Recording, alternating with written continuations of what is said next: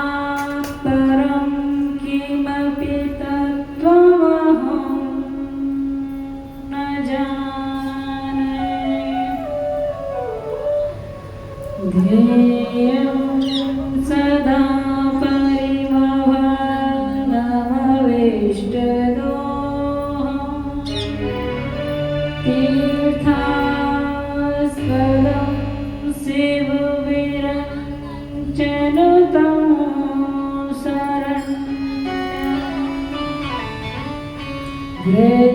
धृत्यार्तिहं प्रणतपाल्भवाब्धिपोतं वन्दे महापुरुषते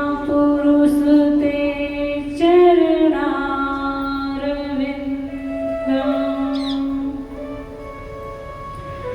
ध्येयं वदन्ति शिवमेव हि केचिदन्ये शक्तिं गणेशमपरे तु दिवाकरं वै रूपैस्तु तैरपि विभाषयतस्त्वमेव तस्मात् त्वमेव शरणं मम दीनबन्धो।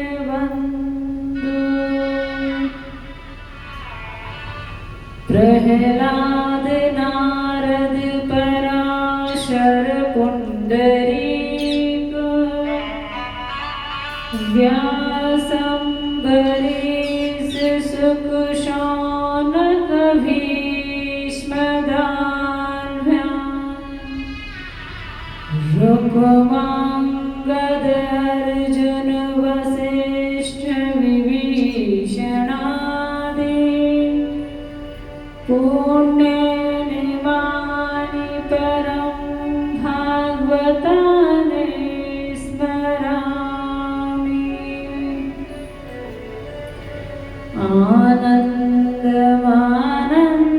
आनन्दमानन्दकरं प्रसन्नं ज्ञानस्वरूपं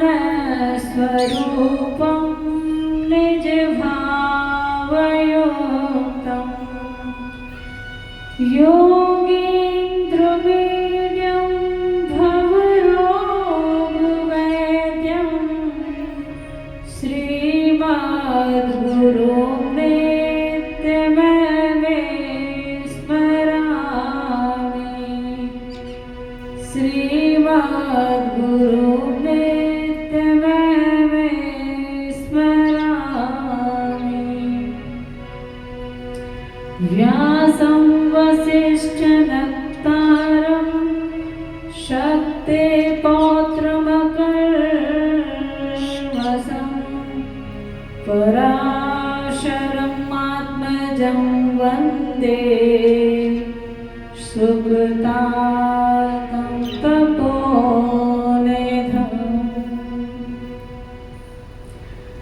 जयन्ती मङ्गला काली भद्रकाली कपालिनी दुर्गा क्षमा शिवा धात्री स्वाहा स्वधा नमस्तुते। मच्छमः पातकी नास्ति पापाग्ने त्वच्छमा नहि। एवं ज्ञात्वा महादेवी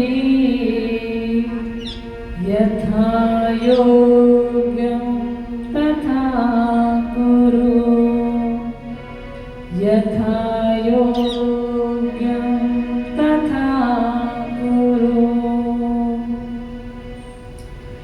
33 कोटि देव ऋषि 88 सहस्र सीता राम चरण कमल मस्तक नवाती हूँ। भरत लखन हनुमंत लाल के पावन पदार विंद मन में मनाती हूँ। शंकर शिवा के पद वंदन कर बार बार। गणपति गजानन के चरण चित लाती हूँ। भाग के किशोर द्विज दीजिए आशीष सब। इसी समय प्रेममयी भागवत सुनाती हूँ। इसी समय प्रेममयी भागवत सुनाती हूँ। बोले वृंदावन बिहारी लाल की। श्री सुखदेव जी महाराज की जय। भागवत महापुराण की जय। जय श्री राधे श्याम।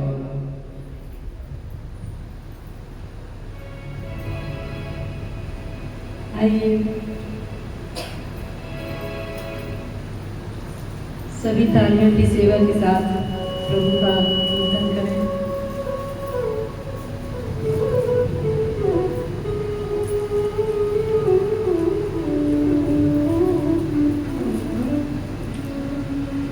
मैं करती रहूं गुणगान, मुझे दो ऐसा वरदान। मैं करती रहूं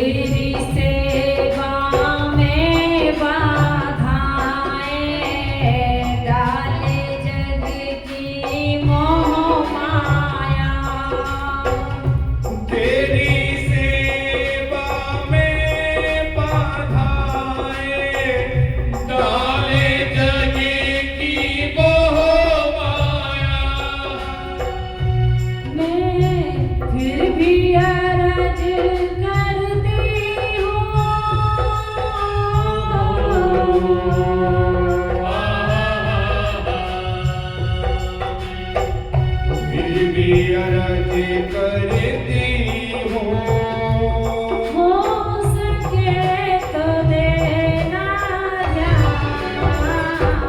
मैं करती रहूं गुणगान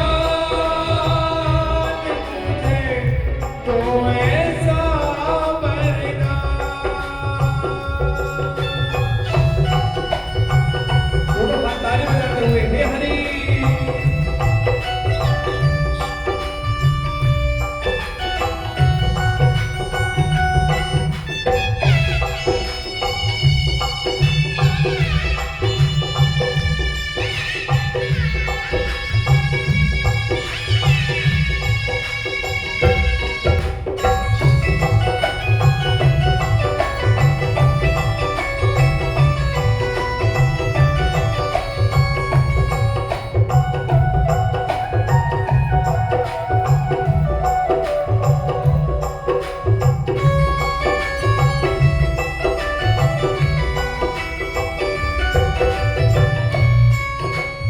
राधा मेरा नरसी जैसी, दुख सहने की शक्ति दो।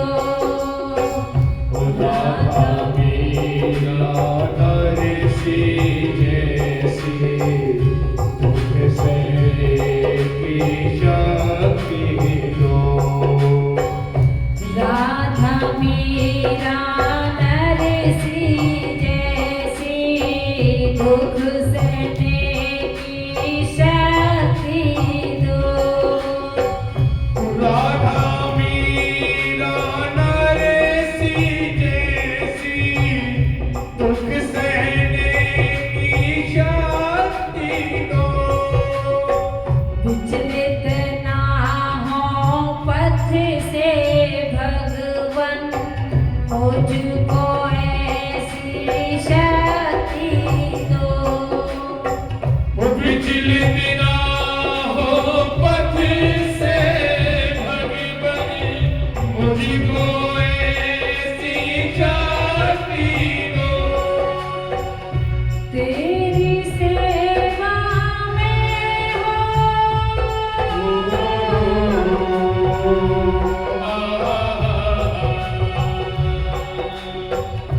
तेरी सेवा में हो, इस जीवन की हर श्याम। तुम्हें करती रहूं गुणगान तुझे, तो ऐसा वरदान।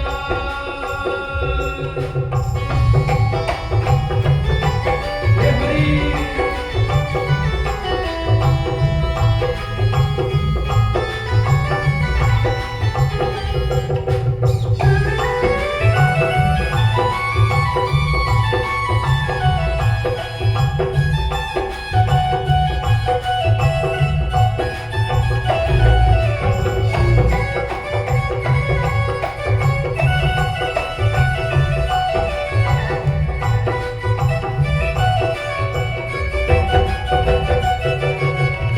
क्या मालूम किस कौन किस घड़ी तेरा बुलावा आ जाए। क्या मालूम किसको किस घड़ी तेरा बुलावा आ जाए। मेरे मन की इच्छा मेरे मन ही मन में रह जाए। मेरे मन की इच्छा मेरे मन ही मन में रह जाए। इच्छा पूरी करना,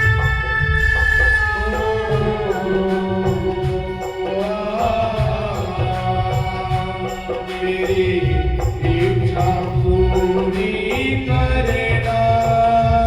मेरे प्रियतम कृपा निधान।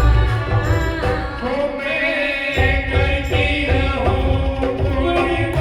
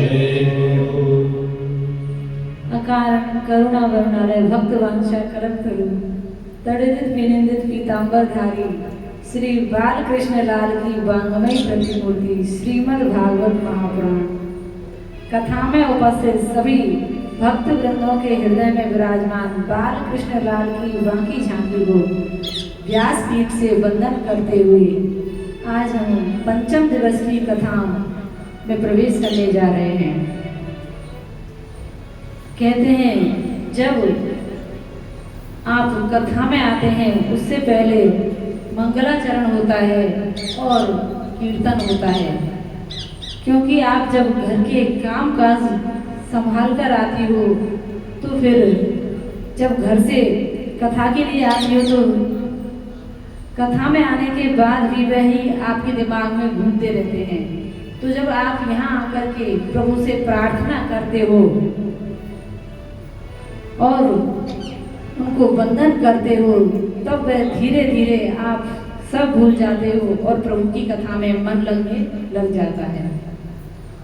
क्योंकि कहते हैं कि संकीर्तन जो करता है प्रभु वहीं वास करते हैं। कलयुग केवल नाम आधारा सुमिर सुमिर नर उतरहि पारा। जो नाम को धारण कर लेता है बस उसे ही सुमिरते सुमिरते इस भव सागर से पार चला जाता है। विष्णु पुराण में नारद जी विष्णु भगवान से पूछते हैं कि भगवान आप कहाँ निवास करते हो? तो भगवान ने नारद जी से यही कहा, ना हम वसामि वैकुंठे योगी नाम हृदय च मद भक्ता यत्र गायन्ति तत्र तिष्ठामि नारदा। मैं ना वैकुंठ में निवास करता हूँ ना योगियों के हृदय में निवास करता हूँ, मैं तो वहाँ निवास करता हूँ जहाँ मेरे भक्त मंडली एकत्रित होकर के मेरा कीर्तन करती है। तो भगवान यही समझाना चाहते हैं कि नित्य प्रति हमें प्रभु के नाम का कीर्तन करना चाहिए। आप अपने घरों में शाम को जब आरती वंदन हो तब आप अवश्य प्रभु का कीर्तन करें, 2-5 मिनट ही सही, लेकिन प्रभु का कीर्तन होना चाहिए। इससे हमारे घर की जो अशुद्धि है वह बाहर हो जाती है। हम घर को ऐसे तो खूब संभालेंगे सजाएंगे, लेकिन जिस घर में प्रभु का नाम नहीं वो घर किसी काम का नहीं। भगवान का नाम जहाँ होता है वो घर नहीं होता, वो तो मंदिर बन जाता है। इसलिए सभी संत जन एक ही बात कहते हैं कि प्रभु के नाम में ही आप डूब जाइए। संसार में तो आप कुछ भी प्राप्त कर लीजिए, सब नश्वर ही है, यही छोड़ के जाना है और खत्म होने वाला है। यदि शाश्वत है और सदा रहने वाला है वो तो प्रभु का नाम ही है। तो प्रभु का नाम जब आप लोगे तो वह आपको इस भव सागर से पार अवश्य कर देंगे, लेकिन इस नाम को ही गाना अत्यंत मुश्किल है। संत आसान से आसान तरीका हम लोगों को बताते हैं कि आप किस तरीके से प्रभु का नाम जप करें। आपसे यदि माला लेकर के 1-8 घंटे बैठ करके आप नहीं कर सकते तो चलते फिरते ही आप प्रभु का नाम जप करिए। भोजन बनाते समय नाम जप करिए, घर का कार्य करते हुए नाम जप करिए। उससे क्या है कि आपका काम नहीं होता, वो भक्ति बन जाता है। गोपियों ने प्रभु को अपने प्रेम में बस इसीलिए तो बांध लिया क्योंकि वो हर वक्त कृष्ण को ध्याती थी। तो कल आपने श्रवण किया कि प्रभु ने कारागृह में जन्म लिया, और जब कारागृह में जन्म लिया तो बंधन में पड़े हुए थे वसुदेव और देवकी जी। बेड़ियां लगी हुई थी, प्रभु कहते हैं कि आप तो मुझे यशोदा के यहाँ पर छोड़कर आइए। कहा कि मैं कैसे जाऊंगा, अरे मेरे हाथ पैरों में तो बंधन है, बेड़ियां लगी हुई हैं। कहा कि तुम एक बार बस मुझे अपने पास बुलाओ और अपने पास रख लो, बंधन तो अपने आप ही टूटते चले जाएंगे। तो भगवान को जब वे अपने सिर पर धारण करते हैं, कहते हैं कि सूप में रख के वसुदेव जी उन्हें अपने सिर पर धारण करके जब यमुना जी को पार करके नंद भवन में ले जाते हैं, तो वहां से लाली को लाते हैं और इधर यशोदा जी के यहाँ उत्सव चलता है। यशोदा और नंद बाबा की अवस्था चौथी अवस्था हो गई, लेकिन कोई संतान नहीं हुई थी। चौथी अवस्था में प्रभु कृष्ण उनके यहाँ आए हैं और सभी बड़े प्रेम से उत्सव मनाते हैं, क्योंकि जहाँ भगवान होता है वहाँ तो नित्य प्रति उत्सव ही होते हैं। और कृष्ण भगवान तो एक ऐसे देव हैं, प्रभु हैं कि उनका तो आप जब जी चाहे तभी उत्सव बना लो। प्रभु अपनी भक्ति में ही अपने भक्त को सराबोर रखते हैं, और क्योंकि राम नाम से ही प्रभु प्रसन्न होते हैं। जब नंद भवन में उत्सव हो रहा था तो उस उत्सव में सभी लोग आए हुए थे और बड़े प्रेम से नाच गा रहे थे, बधाइयां लेकर आ रहे थे। खूब नंद बाबा ने धन लुटाया, गौएं दान की, हीरा मोती दान किए। सभी बड़े संतुष्ट होकर के नंद भवन से जाने लगे। नंद भवन में जब उत्सव चलता है तो उस उत्सव में सभी आते हैं, लेकिन जब रोहिणी जी नहीं दिखाई दी तो नंद बाबा ने कहा कि भाभी दिखाई नहीं दे रही, कहाँ हैं? तो वह जब उनके पास जाते हैं उन्हें खोजते हुए तो देखते हैं कि वो तो एक कक्ष में बैठी हुई हैं। तो कहा कि भाभी आप यहाँ क्यों बैठी हो? अरे आप उत्सव में भाग क्यों नहीं ले रही? कहा कि मेरे पति तो जेल में पड़े हैं और मैं इस उत्सव में भाग लूं, नाचूं गाऊं, ये मुझे शोभा नहीं देता। कहा कि इसका मतलब ये पुत्र आपका नहीं है, आप इसे अपना नहीं जानती, अपना इसको नहीं मानती, इसीलिए तो आप उत्सव में सम्मिलित नहीं हो रही हैं। कहा कि ऐसी कोई बात नहीं है। तो फिर नंद बाबा के बार बार कहने पर उन्होंने कहा कि ये तो घर का उत्सव है, कहीं बाहर थोड़ी है, इसमें तो आपको सम्मिलित होना ही चाहिए। तो रोहिणी जी उस उत्सव में सम्मिलित होती हैं। रोहिणी च महाभागा नंद गोपाभिनंदिता व्यचरद दिव्यवासः श्रीकंठाभरण भूषिता। रोहिणी जी तैयार होकर के दिव्य आभूषण पहन करके उस उत्सव में सम्मिलित हुई हैं और नंद बाबा उस उत्सव में सभी की मनोकामना पूर्ण करते हैं। जो भी ग्वाल बाल जो भी मांगते हैं वह सब उनको लुटा देते हैं। कोई भी नंद भवन से खाली नहीं जाता। ये जो उत्सव है 6 दिन बीत गए उत्सव को चलते चलते। नंद भवन में अनेकों उत्सव होते रहते थे, क्योंकि भगवान कृष्ण जब उनकी गोदी में आए तो बहुत प्रसन्न हुए कि बुढ़ापे में हमें प्रभु ने पुत्र दिया है। वह खूब लाड लड़ाते। अब नंद बाबा को लगा कि मुझे कंस को कर देना चाहिए, वह राजा है, यदि उसको कर नहीं दिया तो वह कहीं हमारे साथ कुछ गलत ना कर दे। तब नंद बाबा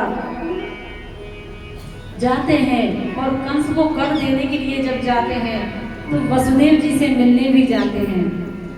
वसुदेव जी से मिलकर के वे थोड़े उदास हो जाते हैं क्योंकि वसुदेव जी जेल में हैं और वसुदेव जी नंद बाबा को देख के हर्षित हो जाते हैं, प्रसन्न हो जाते हैं, क्योंकि कहते हैं जो मित्र का दुख जानकर दुखी हो जाता है वही मित्र है,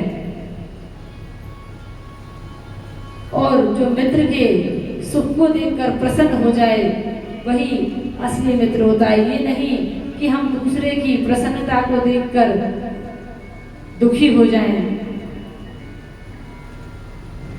तो कहते हैं कि जेना मित्र दुख होई दुखारी, तिनहि विलोकत पातक भारी, निज दुख गिर सम रज कर जाना, मित्रक दुख रज मेरु समाना।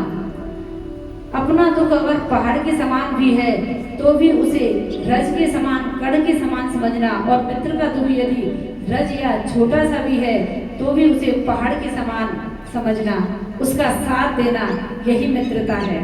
तो नंद बाबा वसुदेव जी को देखते हैं तो दुखी हो जाते हैं। अब आपस में पूछते हैं, जब अपना हालचाल पूछते हैं तो नंद बाबा कहते हैं कि मैंने सुना है कि कंस ने आपके पुत्रों को मार दिया। कहा कि हाँ, पर मैंने ये भी सुना है कि आपके यहाँ भी एक पुत्र रत्न की प्राप्ति आपको हुई है। तो वसुदेव जी कहते हैं कि आपका पुत्र कैसा है? कहा कि मेरा पुत्र ठीक है, और खूब उत्सव मनाया। जब वसुदेव जी इस प्रकार आपस में बातें कर रहे थे तो उन्होंने कहा कि देखो, अभी आप यहाँ से चले जाओ, यदि आप यहाँ से नहीं गए तो आपको हानि हो सकती है, क्योंकि कंस का कोई भरोसा नहीं है, क्योंकि दुष्ट व्यक्ति का पर कभी विश्वास नहीं करना चाहिए, वो कब क्या कर दे, इसलिए हमेशा चौकन्ना रहना चाहिए। आप यहाँ से चले जाइए। बार बार कहते हैं तो वसुदेव जी को प्रणाम करके वे वहां से जाते हैं। जब वह जा रहे थे तो इधर कंस को लगा कि मुझे भी अब उस बच्चे को खोजना चाहिए कि वो है कहाँ। जब कंस को पता चला कि वो गोकुल में है तो उसने पूतना को भेजा। पूतना को, उस लाला को मारने के लिए वह गोकुल भेजने की बात करता है कि तुम जाओ और जाकर के उसको, उसका प्राणांत कर दो। कंसेन प्रहिता घोरा पूतना बाल घातिनी, शिशुंचचार निघ्नन्ति पुरग्राम ब्रजाधीशो। कंसेन प्रहिता घोरा पूतना बाल घातिनी। कंस ने उस पूतना से कहा कि तुम जाओ और जाकर के जो भी ब्रज में, गोकुल में छोटे छोटे बच्चे हैं उन सबको मार दो, क्योंकि हमें पता नहीं कि वो कौन से स्वरूप में है और कौन से घर में विराजित है। इसलिए सभी छोटे छोटे बच्चों को तुम मार के आना। अब पूतना जब जाने लगी तो कहते हैं कि तुम्हें वहां जाने कौन देगा, इतने भयंकर तुम राक्षसी हो, तुम्हारे स्वरूप को देखकर सब जान जाएंगे कि ये कुछ हानि पहुंचाने आई है। तो पूतना ने कहा कि आप चिंता ना करें, मैं रूप बदलना जानती हूँ। और जब ये बात कही तो पूतना ने बड़ा ही सुंदर रूप बनाया, बिल्कुल लक्ष्मी जैसा, बहुत सुंदर हो गई। और तब वह गोकुल की ओर जाती हैं। तो गोकुल में जब वे प्रवेश करती हैं तो सभी ग्वाल बाल उन्हें देख करके बड़े हर्षित होते हैं कि अरे, आज तो ऐसा लगता है कि साक्षात लक्ष्मी ही हमारे इस गोकुल में आ गई हो। इतनी सुंदर स्त्री तो कोई आज तक आई ना और हमने देखी भी नहीं। तो उससे पूछा है कि आप कौन हो और कहाँ से आई हो? कहा कि मुझे नंद भवन में जाना है। अब जब नंद भवन की लिए पूछा तो सभी खुश हो गए कि हमारे लाला के दर्शन करने के लिए आई है। अब तो नंद भवन में जब वह जा रही है, कहते हैं कि पूतना का अर्थ होता है जिसके पूत ना हो, और पूतना का एक अर्थ होता है कि अपवित्रता। जहाँ अपवित्रता होती है वहां पर प्रभु आ ही नहीं सकते। इसलिए अनेकों अर्थ संतों ने पूतना के बताए हैं। तब नंद भवन में जैसे ही गई है तो वहां जाकर के वह अंदर जैसे ही गई तो यशोदा माँ ने उनका स्वागत सत्कार किया कि आओ बहन, कहाँ से आई हो? कहा कि अरे मैं तो आपकी ही बहन हूँ। कहा मेरी बहन? अरे मेरी तो कोई बहन है ही नहीं। कहा कि तुम्हें याद नहीं है, मैं तुम्हारी दूर की बहन हूँ, दूर के रिश्ते से लगती हूँ। तो कहा कि ठीक है, कोई बात नहीं। अरे मेरे लाला के दर्शन करने के लिए आई हो, उत्सव में आई हो, तो इसलिए आपका स्वागत है। तो वह वहाँ आती है और माँ यशोदा उसे आसन देती है, वह बैठ जाती है और मैया यशोदा अपने लाला को उसे पकड़ा देती है।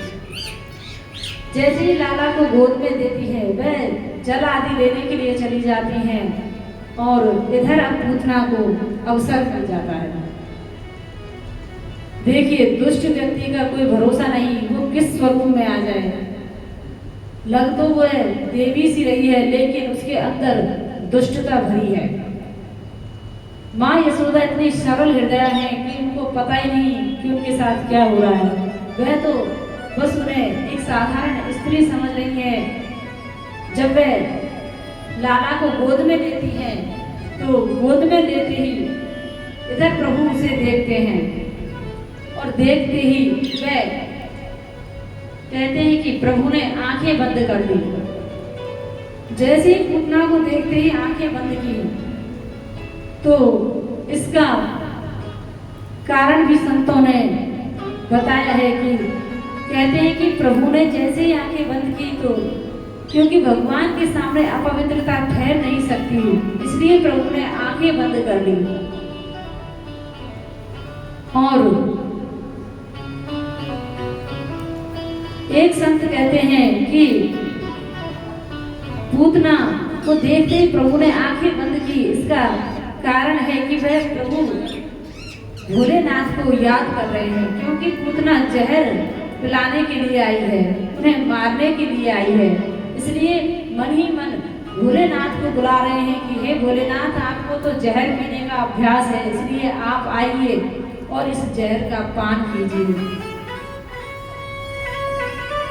इस प्रकार जब प्रभु ने पूतना की गोद में आते ही नेत्र बंद कर लिए और कहने लगे कि अरे मौसी जी, मेरे घर में ही आकर मुझे मारने के लिए आ गई।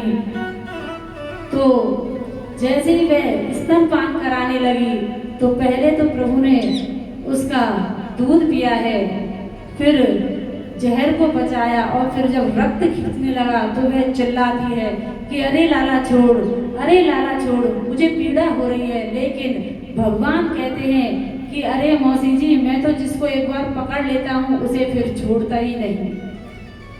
तो भगवान का तो यही बात है कि जो मुझे एक बार मेरे पास आ गया और जिसको मैंने पकड़ लिया, भगवान को तो कई पकड़ते हैं, लेकिन जिसको भगवान ने पकड़ लिया भगवान उसे फिर छोड़ते नहीं। तो इसलिए प्रभु की भक्ति में खो जाइए और देखिए, जब भी लाला को नजर लगती है तो गऊ की पुच्छ से झाड़ा देती हैं और नजर उतारती हैं।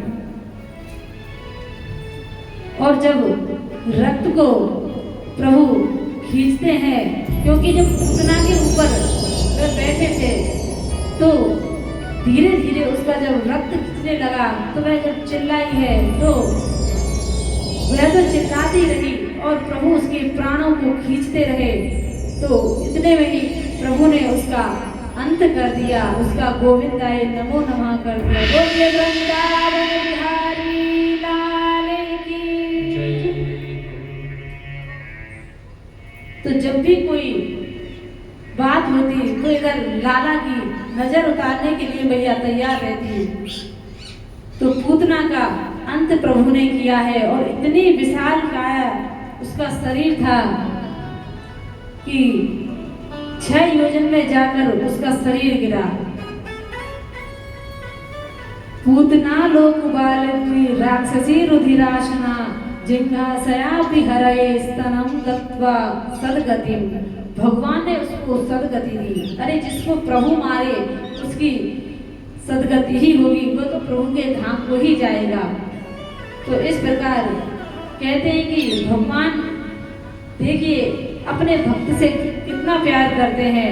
पूतना आई है जहर पिलाने के लिए, लेकिन पूतना को गति दी है जो भक्त को गति दी जाती है। अरे अपने माँ को बाद में दी, पहले पूतना को ही अपने धाम पहुंचा दिया।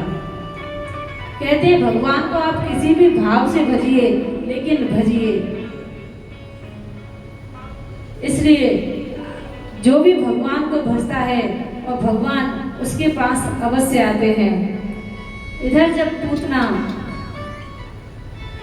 गोकुल में पड़ी हुई थी, इतने में नंद बाबा आ जाते हैं और देखते हैं कि ये क्या हो गया। वसुदेव जी सही कह रहे थे कि कोई अनर्थ होने वाला है। तब इस प्रकार पूतना का वे अंत करते हैं और सभी एक साथ तो उसकी चिता जलाई नहीं, उसके अंगों को काट काट के अनेकों चिताएं बनाई गई, तब उसका अंतिम संस्कार किया। इस प्रकार फिर लाला को सभी बचा लेते हैं और अब लाला को सभी बड़े लाड प्यार से रखते हैं, क्योंकि बुढ़ापे में प्रभु ने यशोदा के घर में जन्म लिया है। इधर कहते हैं कि सक्टासुर को भेजा, पूतना को मार दिया। पूतना के बाद में ठाकुर जी जब 3 माह के हुए हैं तो मैया ने उत्सव मनाया और उस उत्सव में सभी गोपियां आई हुई हैं। और जब उत्सव मना रही थी तो मैया ने सोचा कि उत्सव हो रहा है तो ऐसा करती हूँ, अपने लाला को एक कपड़े का झूला बना करके बैलगाड़ी के नीचे सुला देती हूँ। तो अपने भवन से बाहर उनको बैलगाड़ी में झूला डाल करके सुला दिया। अब भगवान सोचने लगे कि मेरा ही उत्सव और मुझे ही घर से बाहर निकाल दिया। ऐसा ही हम करते हैं, जब उत्सव होता है हमारे घरों में या कोई खुशी हमारे घर आती है तो हम सबसे पहले प्रभु से ही दूर होते हैं, क्योंकि जो सुख में प्रभु को भूल जाता है फिर भगवान कहते हैं कि अरे ये तो मुझे पूछता ही नहीं, तो फिर प्रभु भी उससे दूर हो जाते हैं। इधर कंस को अवसर मिल गया और सक्टासुर को भेजा है, वह गाड़ी में प्रवेश कर जाता है। और जब गाड़ी में प्रवेश किया तो धीरे धीरे वह तो उत्सव चलता रहा। इधर प्रभु को पता चल गया कि ये राक्षस इस गाड़ी में प्रवेश कर गया है, और जैसे ही गाड़ी को वह दबाने लगा तो प्रभु ने अपने चरण की ऐसी ठोकर मारी कि वह बैलगाड़ी तो आकाश में उड़ गई और उस सक्टासुर का उद्धार हो गया। बोल वृंदावन बिहारी लाल की जय हो। इस प्रकार सक्टासुर का उद्धार किया है। अब गर्गाचार्य जी गोकुल में जब आए हैं, क्योंकि ये यदुकुल के गुरु हैं, और जब वहां आते हैं तो वसुदेव जी के पुत्र का नामकरण करने के लिए आते हैं। गर्गः पुरोहितो राजन् यदूनां सुमहातपः व्रजं जगाम नन्दस्य वसुदेव प्रणोदितः। गर्गाचार्य जी यदुवंशियों के कुलगुरु हैं, बहुत बड़े ज्ञानी हैं। इनके ज्ञान की समानता कोई नहीं कर सकता। इनको वसुदेव जी ने रोहिणी के पुत्र का नामकरण करने के लिए भेजा है। गर्गाचार्य जी को देखकर नंद बाबा प्रसन्न हो गए। उन्होंने गर्गाचार्य जी का स्वागत सत्कार किया और पूछा है कि आपका आगमन कैसे हुआ। कहा कि मैं रोहिणी के पुत्र का नामकरण करने के लिए आया हूँ। तो नंद बाबा ने कहा कि आप उसका नामकरण करोगे तो आप मेरे पुत्र का भी नामकरण कर देना। कहा कि नहीं, यदि मैंने तुम्हारे पुत्र का नामकरण किया तो फिर कंस को पता चल जाएगी कि ये वही बालक है। कहा कि मैं किसी को नहीं बुलाऊंगा, बस हम घर के ही व्यक्ति रहेंगे, बाहर में किसी को नहीं बताऊंगा कि गर्गाचार्य जी हमारे पुत्र का नामकरण कर रहे हैं। मैं कोई उत्सव नहीं मनाऊंगा, आप तो बस गौशाला में ही मेरे पुत्र का नामकरण कर देना। तब इस प्रकार जब कहा तो गर्गाचार्य जी ने कहा कि ठीक है। अब गर्गाचार्य जी गौशाला में जाते हैं। रोहिणी और माँ यशोदा विचार करती हैं कि क्यों ना ये देखा जाए कि ये बाबा कितना पहुंचा हुआ है, कितना सिद्ध है। तो ऐसा करते हैं, हम एक दूसरे के बालक को बदल लेते हैं। तो रोहिणी जी ने लाला को यशोदा नंदन को ले लिया और उन्होंने रोहिणी नंदन को ले लिया। और जब वह गौशाला में जाती हैं तो गौशाला में जाकर के जैसे ही वहाँ खड़ी होती हैं तो वह पूछती हैं कि आप बताइए इनमें नंद बाबा का बच्चा कौन सा है। अब जैसे ही रोहिणी जी की गोद में लाला को देखा है, प्रभु को देखा है, तो उनकी तो समाधि लग गई, क्योंकि भक्त भगवान को जहाँ देखता है उनमें खो जाता है। जैसे ही उनको देखा तो वे तो खुली आंख से बस निहारते ही रह गए। और जब निहारने लगे तो उन्होंने आपस में कहा कि अरे बाबा बताओ कि मेरी गोदी में जो बालक है वो कौन है। तब तो बाबा कुछ बोले ही नहीं। जब यशोदा जी ने उनको कंधा पकड़ के हिलाया, अरे बाबा कहाँ हो, कहाँ चले गए। तब कहा, जब जाकर के उनकी समाधि खुली आंख में ही उनकी समाधि लग गई। तब उन्होंने कहा, रोहिणी की गोदी में जो पुत्र है उनके लिए बोला, बहूनि सन्ति नामानि रूपाणि च सुतस्य ते गुणकर्मानुरूपाणि तान्यहं वेदनो जनः। कहा कि आपकी गोदी में जो बालक है इसके अनेकों रूप हैं, अनेकों नाम हैं और अनेकों बार ये इस धराधाम पर अवतार लेकर आ चुका है। तो कहा कि कभी तो ये हर युग में इनका वर्ण अलग हो जाता है। किसी युग में शुक्ल वर्ण के बन के आते हैं, कभी पीत वर्ण के बन के आते हैं और कभी रक्त वर्ण के बन के आते हैं, और अब ये कृष्ण वर्ण के बन के आए हैं, इसलिए इनका नाम होगा कृष्ण। कृष्ण मतलब काला। कहा कि इनका नाम होगा कृष्ण। अब तो मैया बोली कि आपने ये कैसा नाम रखा है, ये तो मुझसे बोलने में ही नहीं आएगा। अरे कुछ ऐसा नाम रखो जो मुझसे बोला जाए। तब उन्होंने कहा कि मैया तुम कान्हा कह लेना, कलुआ कह लेना, जो भी आपको जो जजे आप वो नाम ले लेना। इधर उनका नामकरण हुआ और तब यशोदा की गोद में जो बालक है उनके लिए कहा कि ये जो बालक है ये बल में अधिक होगा, इसलिए इनका नाम बलराम होगा, क्योंकि ये सभी के हृदय में रमण करेंगे और बल अधिक होगा, तो इसलिए इनका पूरा नाम होगा बलराम। बोलिए कृष्ण कन्हैया लाल की जय, बलराम जी भगवान की जय, जय जय श्री राधे। तो इस प्रकार उनका नामकरण संस्कार हुआ। और इधर अब पता चला है भोलेनाथ को, भोलेनाथ भगवान कृष्ण का दर्शन करने के लिए जाने की तैयारी करने लगे। और जब जाने की तैयारी कर रहे थे, कहते हैं कि भोले भगवान का तो श्रृंगार ही भस्म है, तो वह अपने तन पर जब भस्म लपेटने लगे तो माँ पार्वती ने कहा कि प्रभु कहाँ जाने की तैयारी हो रही है? अरे आप तो इतना क्रीम पाउडर लगा रहे हो, हमें भी तो बता दो, हम भी आपके साथ चलेंगे। कहा कि अरे इसको एक बार कथा सुनाने के लिए ले गया था, वहाँ भी इसने बखेड़ा खड़ा कर दिया, और एक बार राम जी के अगस्त्य मुनि के यहाँ कथा सुनाने के लिए गया था, वहाँ पर भी इसने अपनी टांग अड़ाई, तो इसको तो ले जाना ही बेकार है। तो कहा उनसे झूठ बोल दिया, क्योंकि कहते हैं प्रभु के दर्शन के लिए आप जा रहे हो, कथा में जा रहे हो, तो आप यदि झूठ बोलकर भी आओगे तो भी प्रभु जानते हैं कि ये मेरे पास आ रहा है, कुछ गलत कार्य करने के लिए नहीं, तो भगवान माफ कर देते हैं।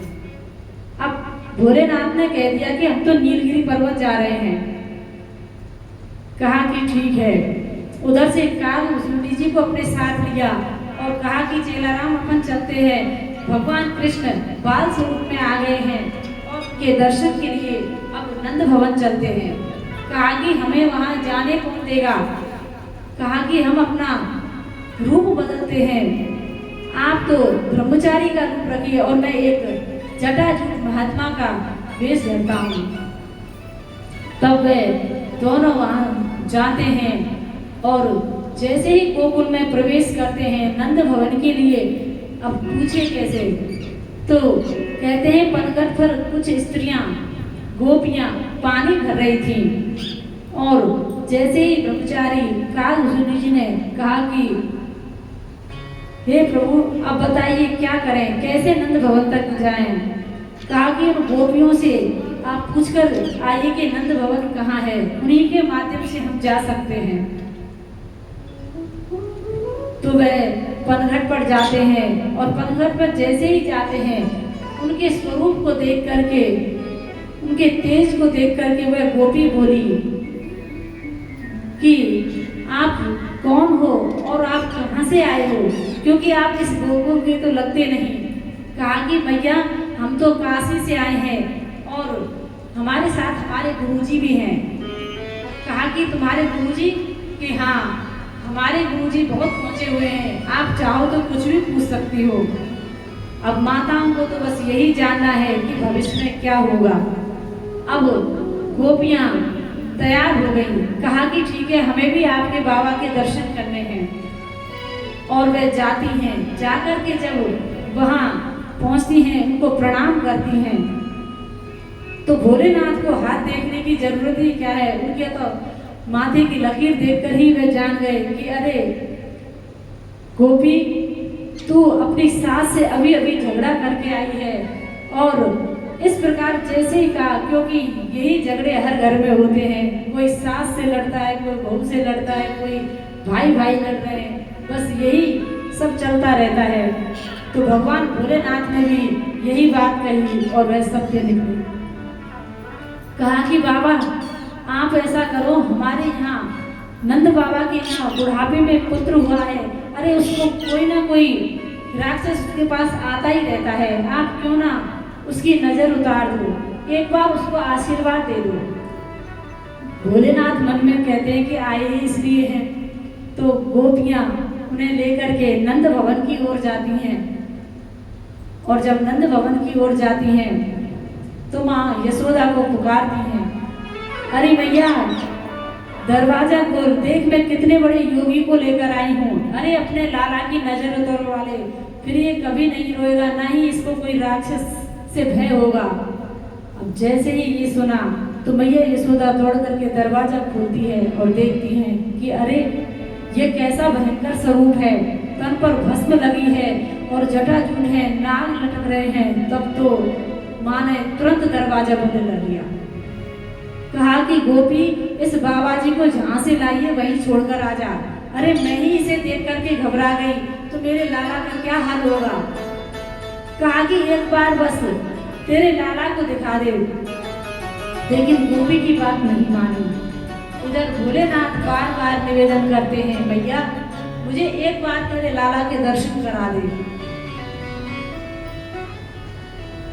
तब मैया बार बार कहती है कि ना, मैं अपने लाला के दर्शन ना कराऊं।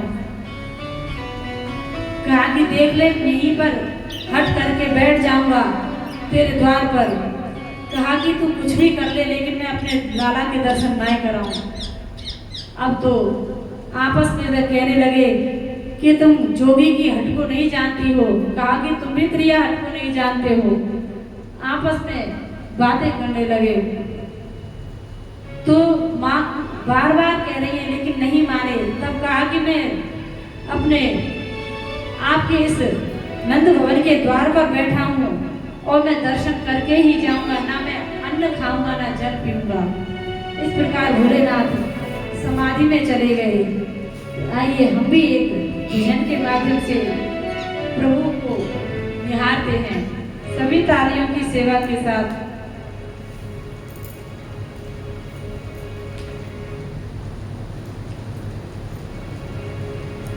भोलेनाथ उनके द्वार पर हैं और माँ यशोदा से कहते हैं,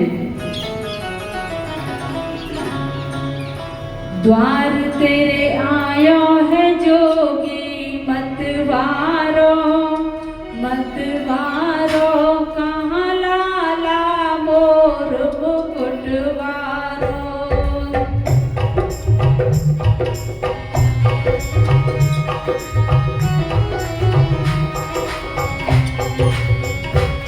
द्वार तेरे आयो है जोगी मतवारो, मतवारो कहाँ लाला मोर मुकुटवारो।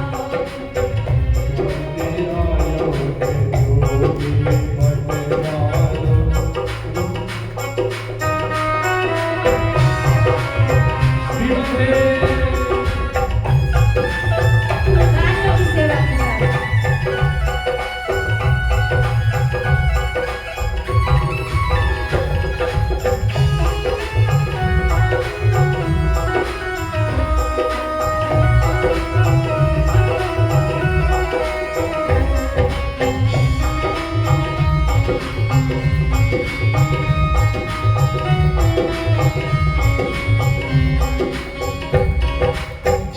काशी ते मैं चल के आयो, काशी से मैं चल के आयो, काशी ते मैं चल के आयो।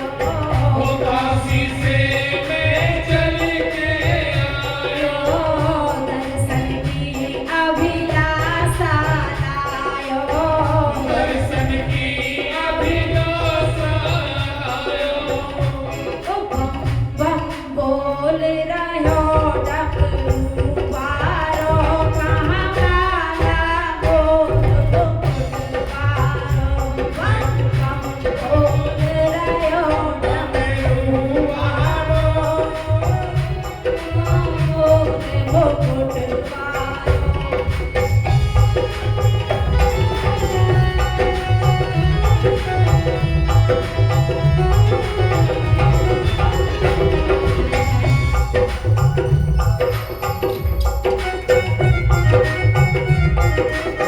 तालियों की सेवा के साथ हरि बोल, उठाइए अपना हाथ।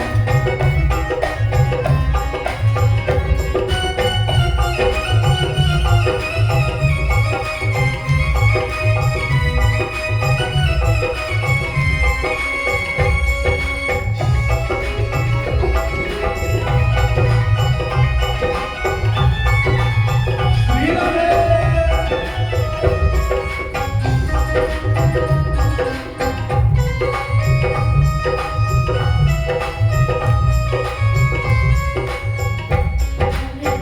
ले भिक्षा मत शोर मचावे, ले भिक्षा मत शोर मचावे, रूप देख लाला डर जावे। रूप देख लाला डर जावे। ले भिक्षा मत शोर मचावे, ले भिक्षा मत शोर मचावे, रूप देख लाला डर जावे। रूप देख लाला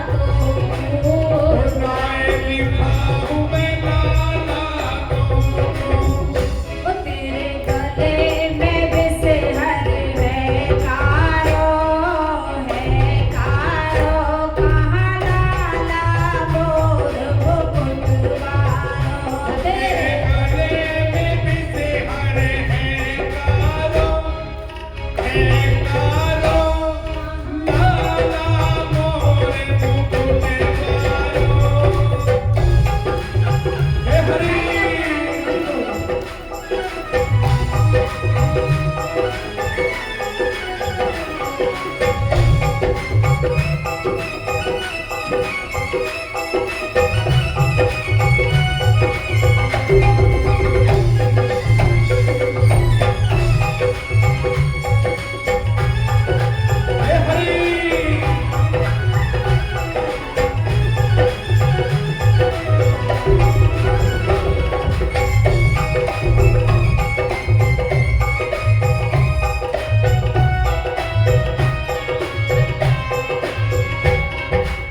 लाला ने पलना में रोधन बचायो, लाला ने पलना में रुधन मचायो, आखिर मैया ने लाल दिखायो, आखिर में मैया ने लाल दिखायो, लाला ने पलना में रोधन बचायो, लाला ने पलना में रुधन मचायो, आखिर मैया ने लाल दिखायो।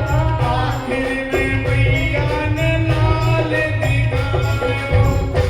मुस्काए गयो फिर बंसी बारो, बंसी बारो, कहाँ लाला मोर मुकुट मारो। मुस्काए गयो फिर बंसी बारो, बंसी बारो, ओ काला मोर मुकुट मारो। आयो है जोगी मतवारो, मतवारो कहाँ लाला मोर मुकुट मारो। द्वारे पे आयो है मतवारो, जोगी मतवारो, ओ काला मोर मुकुट मारो, ओ काला मोर मुकुट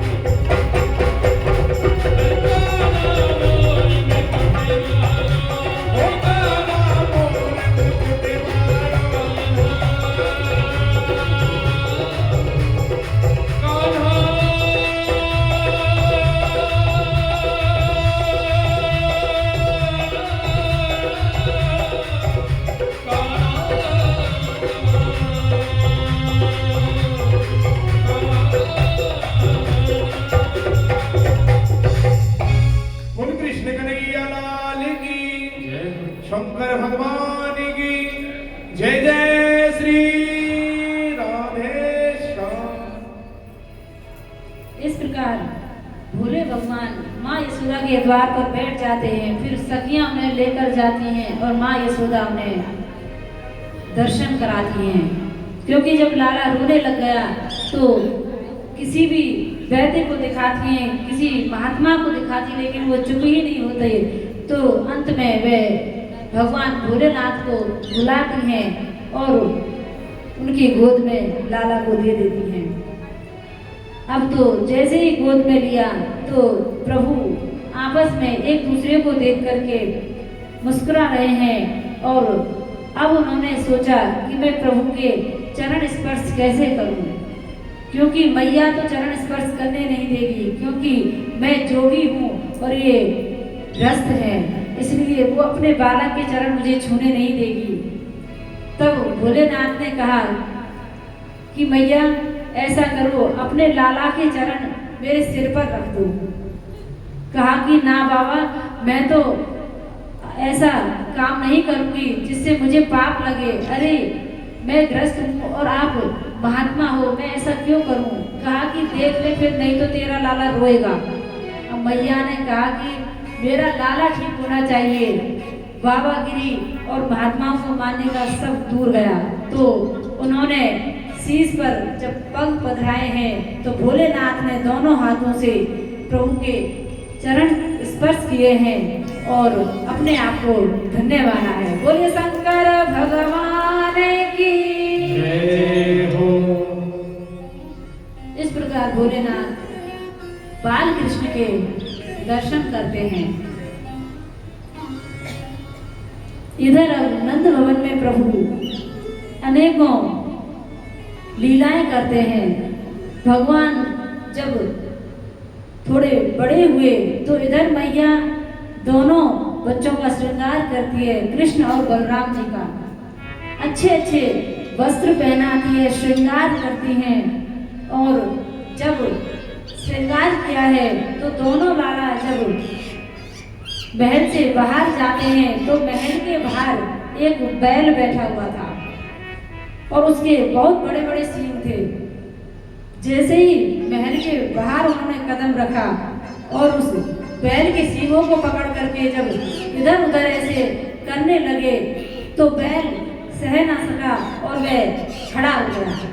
दोनों कृष्ण बलराम सींगों पर लटक गए और जब दोनों सींगों पर लटके हैं, जैसे बेल पर तोरी और लौकी लटके रहते हैं, ऐसे ही वे लटक गए।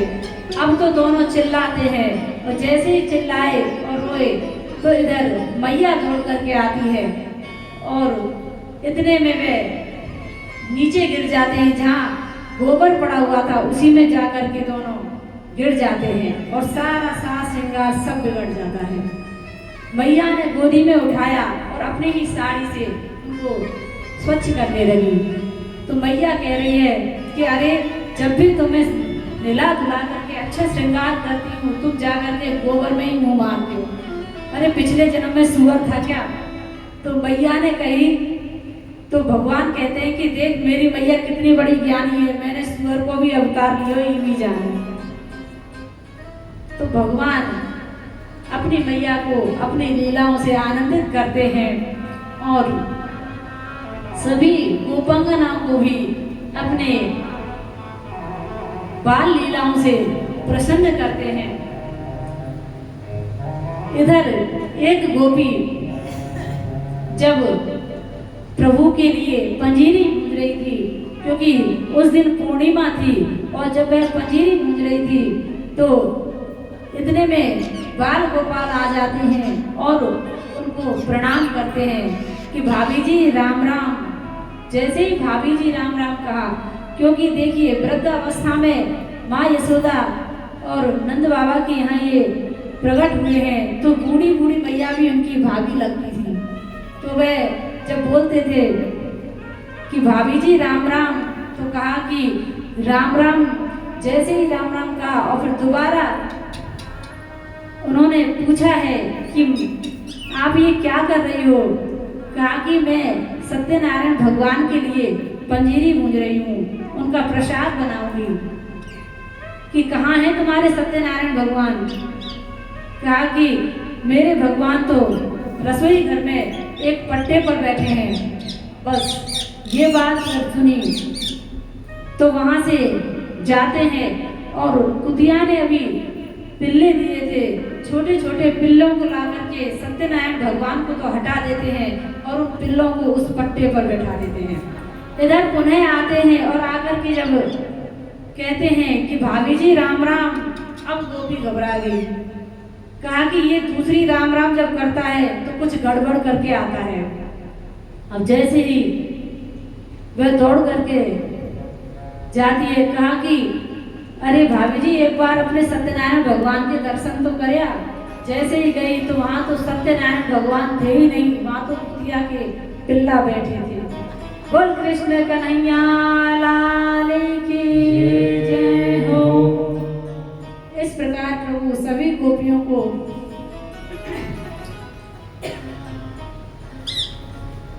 आनंदित करते हैं। और अब प्रभु ने सोचा कि अब मुझे माखन की चोरी करनी चाहिए। देखिए भगवान के यहाँ माखन की कमी नहीं थी, फिर भी वे चोरी क्यों करते थे? कहते हैं कि वे अपने बाल सखाओं के लिए, जो गरीब सखा थे उनके लिए वे चोरी करते थे। और एक अर्थ यह भी है कि भगवान हमारे मन की चोरी करते हैं, क्योंकि इस मन को माखन बताया गया है। माखन रूपी मन की जब वे चोरी करते हैं तो संत जन बस यही कहते हैं कि ये हमारे मन की चोरी करके अपना बना लेते हैं। तो इस प्रकार जब वे माखन की चोरी की बात आई तो अपनी एक मंडली बनाई, चोरों की मंडली जब बनाई है तो कहा कि अरे पहले अपने घर में चोरी करना चाहिए। जब अपने घर में सफल हो गए तभी तो बाहर सफल हो पाएंगे। तो आज प्रभु ने सबसे पहले अपने ही घर में चोरी की है। और जब अपने घर में चोरी की तो मैया तो बाहर जल लेने के लिए चली गई। इधर उनको अवसर मिल गया, एक मटकी में से माखन को खाकर बैठे हैं। और इधर मैया देखती हैं कि अरे लाला कहाँ गए हो, अभी तो यहीं खेल रहे हो। जब देखो तो लाला तो छुपके माखन खा रहे हो। अब जैसे ही देखो कि अरे लाला तेरे हाथन में और मुंह पे ये माखन कैसे लग गए हो, कि अरे मैया तेने ये जो पद्मराग मणि की जो कंगन मुझे पहरा रखे हैं, इनमें सूर्य के ताप से जलन होने लगी, इसलिए मैंने तो माखन में ही हाथ दे दिया ताकि ठंडा हो जाए। अब तो मैया ने कही कि चलो हाथ माखन से बिगड़े ये तो तूने बता दिया, लेकिन ये मुख माखन से क्यों बिगड़ गया?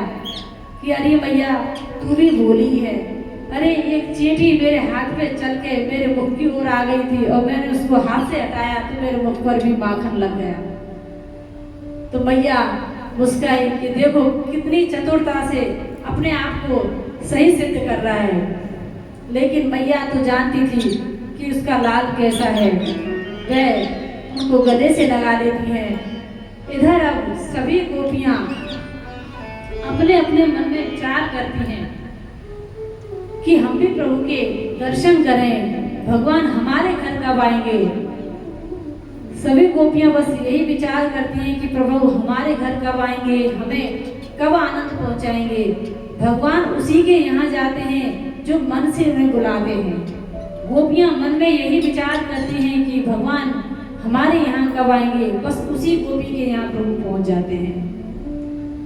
एक गोपी के यहाँ जब प्रभु पहुंचे हैं तो वह जल लेने के लिए यमुना जी पर गई हुई थी। और जब जल लेने के लिए गई तो वहां पर तो ताला लगा हुआ था और वह घर में घुस जाते हैं और जाकर के अपने सखाओं के साथ में माखन खाने लगी। उसी समय सखी वहां आ जाती है और जैसे ही सखी आई तो भगवान ने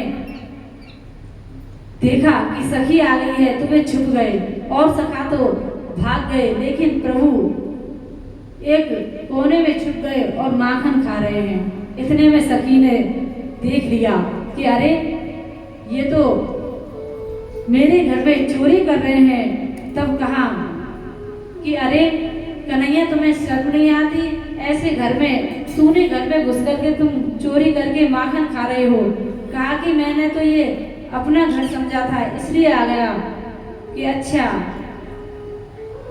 इस प्रकार जब कहा तो सखी ने कहा तू तो बस मुझसे ही परेशान है, अरे थोड़ा सा माखन खा लिया तो क्या हो गया। सखी ने कहा कि ये तुम्हारा घर नहीं है, ये मेरा घर है, जरा नजर उठा के देख। जब जैसे ही कहा कि हाँ सखी मुझे तो पता ही नहीं, ये तो तेरा घर है। भगवान को सब पता है लेकिन फिर भी गोपियों से ऐसा बोलते हैं। और इस बार तो वे छोड़ देते हैं। फिर कहती है कि यदि आपके चोरी करी तो मैं भैया यशोदा से जाकर के शिकायत करूंगी। एक गोपी कहती है कि मेरे घर में तो तुम माखन खा ही नहीं सकते क्योंकि तुमको मिलेगा ही नहीं। गोपी प्रभु से कहती है कि ठीक है, हम भी ढूंढकर माखन खा ही लेंगे। तो प्रभु आते हैं और गोपी पीड़ा पर बैठ करके एक छड़ी हाथ में लिए हुए है और इतने में प्रभु आ जाते हैं। कहा कि गोपी मुझे माखन दे। कहा कि मैंने बोला था ना कि आपको ढूंढकर माखन खाना है, आपको मिल जाए तो आप खा लेना। तो गोपी पीड़ा पर बैठी है और कृष्ण भगवान चारों तरफ माखन देख रहे हैं, लेकिन वहां पर जब माखन कहीं नहीं दिखा तो भगवान को लगा कि ये गोपी बहुत देर से इसी जगह पर पीड़ा पर बैठी बैठी बस मेरे को आदेश दे रही है और यहाँ से खड़ी नहीं हो रही, इसका मतलब इस पीड़ा के नीचे ही माखन रखा है। इतने में बाहर जाते हैं और बछड़ों को खोल देते हैं। जैसे ही बछड़ों को खोला और इधर से घर आकर के बोलते हैं कि गोपी तू यहाँ पीड़ा पर बैठी बैठी बात कर रही है वहां तेरे बछड़े खुल गए। जैसे ही गोपी दौड़ कर जाती है तो वह पीड़ा पर बैठे बैठे माखन खा रही है। गोपी आकर देखती है तो कहती है कि कन्हैया तुमसे तो जीत पाना ही मुश्किल है, तुमने माखन ढूंढ ही लिया, कहा कि ऐसे ही थोड़े ही है, पक्के चोर हैं। तो इस प्रकार भगवान अपने भक्तों को आनंदित करते हैं। अनेकों लीलाएं प्रभु गोकुल में करते हैं, ग्वाल वालों को सुख पहुंचाते हैं। देखिए प्रभु को पाना इतना आसान नहीं। ये जो गोपियां हैं कोई साधारण स्त्री नहीं, ये पूर्व जन्म में कोई ऋषि महात्मा रही है जो आज गोपी बनकर के आई हैं और तब प्रभु की लीलाओं का आनंद ले रही हैं। तो आप जो भी भजन ध्यान करते हैं वो भी कभी व्यर्थ नहीं जाता।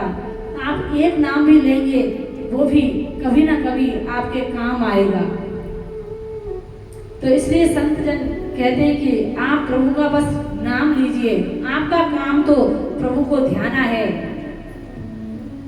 जो होता है वो अच्छे के लिए ही होता है, ये सोच करके प्रभु का नाम गाइए और उसको ध्याइए। तो इस प्रकार जब भक्त भगवान को ध्याता है तो भक्त से भगवान की दूरी सही नहीं जाती और वह मिल जाते हैं। तो देखिए भगवान शंकर सबसे बड़े वैष्णव हैं। भगवान शंकर को महावैष्णव कहा जाता है क्योंकि उनसे ज्यादा प्रभु को कोई नहीं ध्याता। वो तो काम ही यही करते हैं, बस समाधि में बैठकर राम नाम का जप करते हैं। इसके अलावा उनके पास और कोई दूसरा काम नहीं है। हम तो फिर भी घर का काम कर लेती हैं, इधर उधर जाते हैं, नाते रिश्तेदारियों को संभालते हैं, लेकिन भोलेनाथ तो बैरागी हैं और नित्य प्रति बस प्रभु नाम में ही खोए रहते हैं। तो भोलेनाथ को महावैष्णव कहा जाता है। और जो राम को मानता है वो यदि भगवान भोलेनाथ को नहीं मानता तो वो अधूरा भक्त है। भगवान राम उसे स्वीकार नहीं करते। भगवान भोलेनाथ को हमें अवश्य उनकी सेवा करनी चाहिए और उनसे बस एक ही वरदान मांगना चाहिए, हे भोलेनाथ आप हमें बस यही वरदान दो कि प्रभु की भक्ति करते रहें, भगवान कृष्ण का ध्यान करते रहें और वो हमें एक दिन मिल जाए। तो भगवान भोलेनाथ तो और माँ गौरा बस यही आशीर्वाद देती हैं। माँ जानकी को भी यही आशीर्वाद दिया कि तुमको राम मिल जाएंगे। जिसने भी और नवरात्रों में आप जब व्रत उपवास करते हो तो देवी देवताओं से बस यही मांगो कि हम कृष्ण की भक्ति करें, प्रभु की भक्ति करें। होने को तो ये सब एक है लेकिन पूर्ण ब्रह्म भगवान कृष्ण हैं। इसलिए उनकी भक्ति मांगनी चाहिए। भक्ति में ही शक्ति होती है हमें इस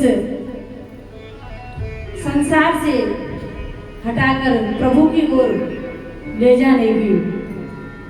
तो एक इंदौर में एक महान नारी हुई हैं जिनका नाम है अहिल्याबाई होलकर, जो भगवान भोलेनाथ की बहुत बड़ी भक्ता रही हैं। इंदौर की रहने वाली हैं और महाराष्ट्र में उनकी शादी हुई है।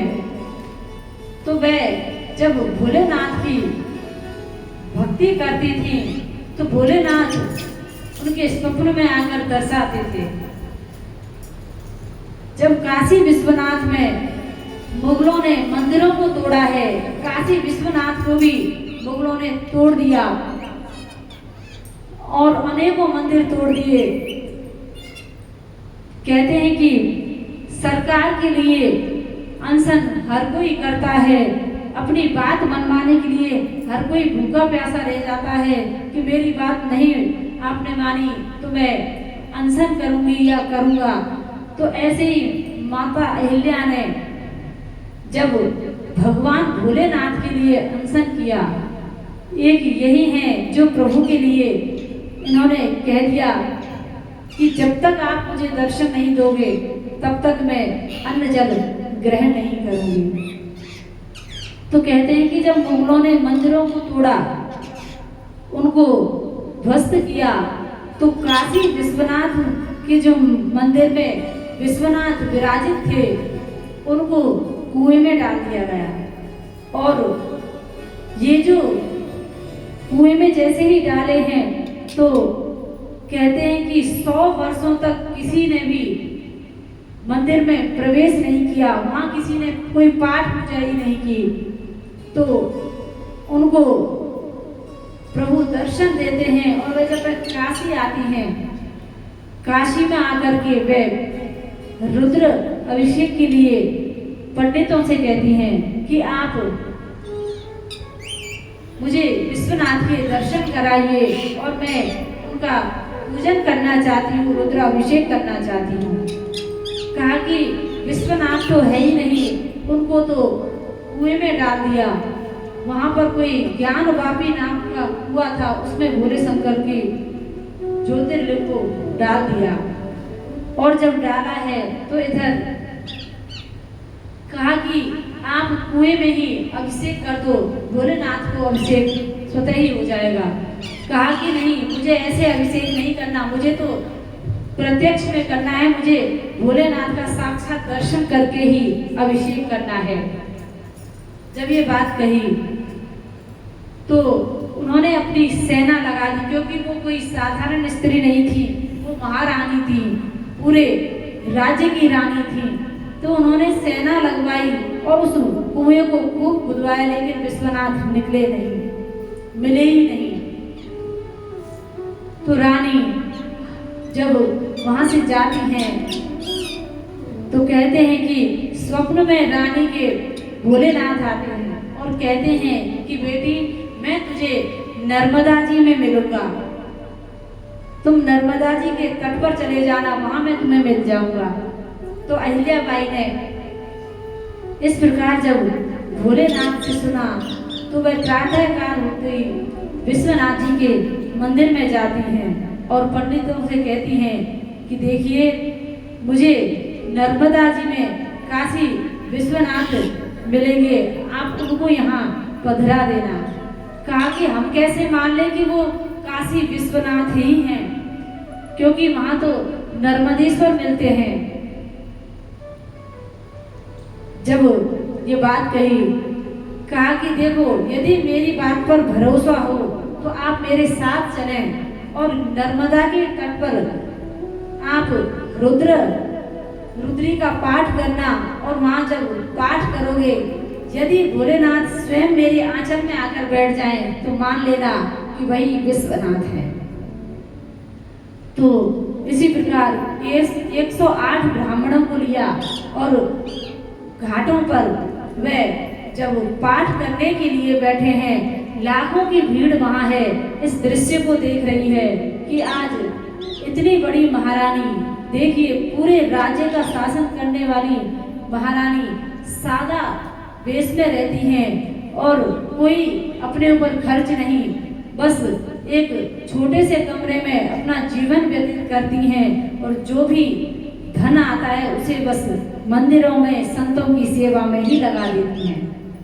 जब इस प्रकार रुद्री का पाठ होने लगा और जैसे ही रुद्री का पाठ संपन्न हुआ तो नर्मदा जी से, क्योंकि अहिल्याबाई उधर नर्मदा जी में खड़ी हो गई आंचल फैलाकर, और वह नर्मदे के नदी में से ही एक ज्योतिर्लिंग निकला, शिवजी निकले और उनके आंचल में बैठ गए। तो सभी ने वह दृश्य देखा और प्रभु को प्रणाम किया। बोले काशी विश्वनाथ की जय, विश्वनाथ भगवान की जय, हर हर महादेव। इस प्रकार भोलेनाथ जब प्रकट हुए तो सभी को विश्वास हो गया। देखिए, ये होता है भाव, ये होता है भरोसा। भरोसा हो तो भगवान हमारे सामने खड़े हो जाते हैं।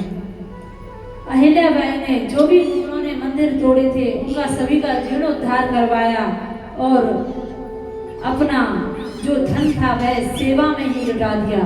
स्वयं साध्वी बन करके प्रभु का भजन करने लगी और उन्हीं को विश्वनाथ जी के मंदिर में स्थापित किया गया।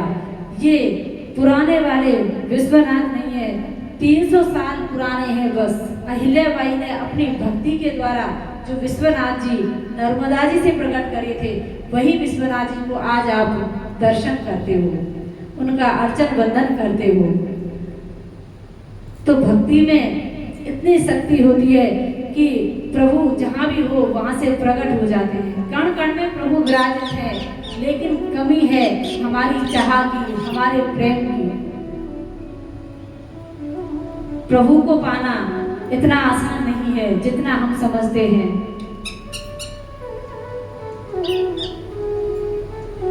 तो कहते हैं कि एक महात्मा के पास में, या फिर आप विवेकानंद जी की बात को ले लीजिए, वो इतने बड़े विद्वान थे और जब वे अपने गुरुदेव के पास जाते तो वहाँ उनसे कहते थे कि आप रोज माँ काली का दर्शन करते हो, तो आप मुझे दर्शन करा दो। कहा कि ठीक है, करा दूंगा। रोज यही टाल देते कि आज कराऊंगा, कल कराऊंगा। कहा कि मुझे आते आते इतने दिन हो गए, आप रोज कल कह देते हो, अरे मुझे कब दर्शन कराओगे। कहा कि देखो, ये माला लो और भजन करो। जब भजन करने के लिए माला ली, जब हमको भी नया नया प्रभु का नाम मिलता है, दीक्षा के बाद जब गुरुदेव हमें मंत्र देते हैं, तो हम भी बड़े उत्साह से उसे जपते हैं। जब जपते हैं तो हम सोचते हैं कि आज ही प्रभु के दर्शन हो जाएंगे, लेकिन ऐसा नहीं होता।